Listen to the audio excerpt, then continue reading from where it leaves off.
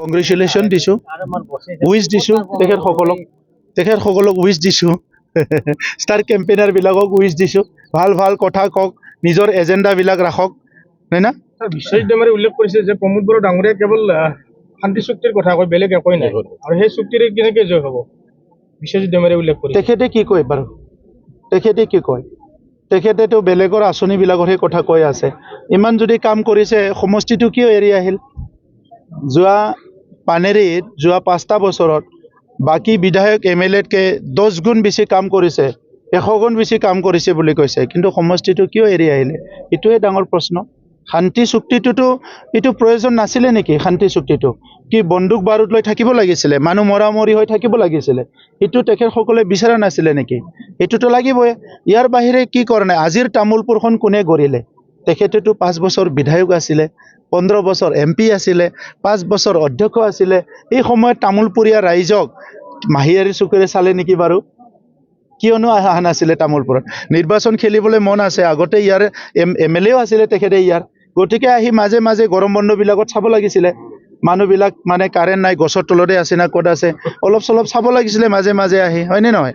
তো তেতিয়াহে ৰাইজে ভোট দিলেহেঁতেন। এতিয়া আৰু ৰাইজে কেনেকৈ ভোট দিব? আমিতো 24 ঘণ্টা আছোঁ।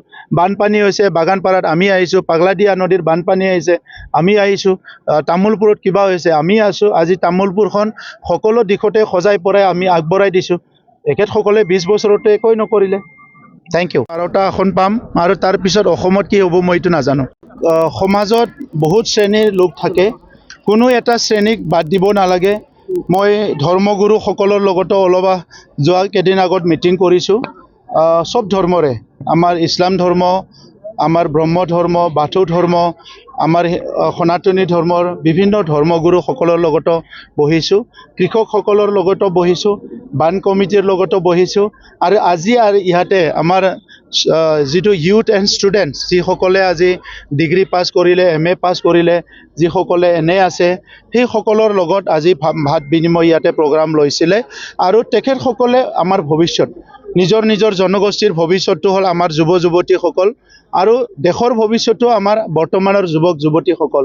গতিকে ইহঁতৰ লগত সদায় থাকিব লাগিব, ইহঁতক এটা গাইড কৰিব লাগিব, ডাইৰেকশ্যন দিব লাগিব।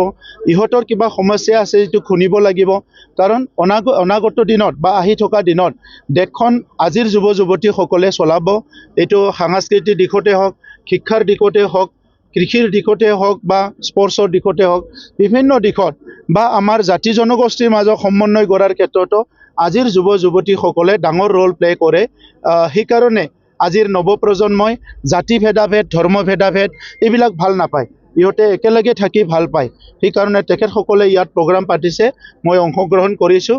আৰু ইয়াত যিখিনি যুৱ যুৱতীসকল, ষ্টুডেণ্ট এণ্ড ইউথ এটেণ্ড হৈছে, মই চবকো শুভেচ্ছা দিছোঁ। ৰঙালী বিহুৰ শুভেচ্ছা দিয়াৰ লগতে, ৰংজালী বৈশাখৰ শুভেচ্ছা দিয়াৰ লগতে, ইহঁতৰ আহি থকা জীৱনৰ সফল হওক ইয়াৰ কাৰণে শুভেচ্ছা জনাইছোঁ। ভাৰতৰ পাৰ্লিয়ামেণ্টত গৈ পেলাই ডাঙৰ ডাঙৰ পলিচিৰ কথা কোৱাৰ আগতে নিজৰ ঘৰখন, নিজৰ ভেটিখন, নিজৰ অঞ্চলখন ভালকৈ গঢ়িব লাগিব। স্বাধীনতাৰ ৭৮ বছৰত আধা বছৰ আমাৰ সংগ্ৰামত গ'ল। অসম আন্দোলন, বড়ো আন্দোলন, বিভিন্ন আন্দোলন, এইবিলাকতে আমাৰ আধা সময় গ'ল।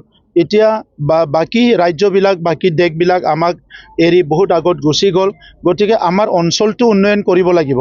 যোৱা 5টা বছৰ কাউন্সিলত থাকি বহুতখিনি কাম কৰিলোঁ, আৰু এতিয়া আমাৰ দলে বিচাৰিছে, তামোলপুৰীয়া ৰাইজে বিচাৰিছে, মই ইয়াত বিধায়ক হৈ জিকি যাব লাগে, আৰু চৰকাৰত অংশীদাৰ হৈ পেলাই, বা চৰকাৰত থাকি পেলাই, বা চৰকাৰত এটা ডাঙৰ এটা ৰোল লৈ পেলাই, আমাৰ যিখিনি আইন কানুন সংশোধনৰ দৰকাৰ আছে, অসমত ক্ষুদ্ৰ ক্ষুদ্ৰ জনগোষ্ঠীবিলাকৰ সমস্যাবিলাক সমাধান হোৱা নাই, এইবিলাক দায়িত্ব ল'ব লাগে। এই কথাক লৈ পেলাই মোক আজি দলে টিকেট দিছে, মই কণ্টেষ্ট কৰিছোঁ। উদ্দেশ্য এটাই, ৰাস্তা দলং MLA মন্ত্ৰীবিলাক বনাই থাকে, আৰু ময়ো ইয়াতে MLA হ'লে বনাব লাগিব। কিন্তু ইয়াৰ লগতে অসমৰ 146টা জনগোষ্ঠীৰ ভিতৰত যিসকল জনগোষ্ঠীয়ে নিজৰ পৰিচয় অস্তিত্ব ৰক্ষণাবেক্ষণ কৰিব পৰা নাই, আজিলৈকে যুঁজ দি আছে, সেই জনগোষ্ঠীবোৰৰ হৈ মই মাত মাতিবলৈ গৈ আছোঁ অসম বিধানসভাত, আৰু এখেতসকলৰ কাৰণে ন্যায় যুঁজৰ কাৰণে মই অসম বিধানসভাত গৈ আছোঁ। অসম আহি থকা সময়ত আমাৰ ডেলিমিটেশ্যন আকৌ হৈ আছে, ৰিডিলিমিটেশ্যন।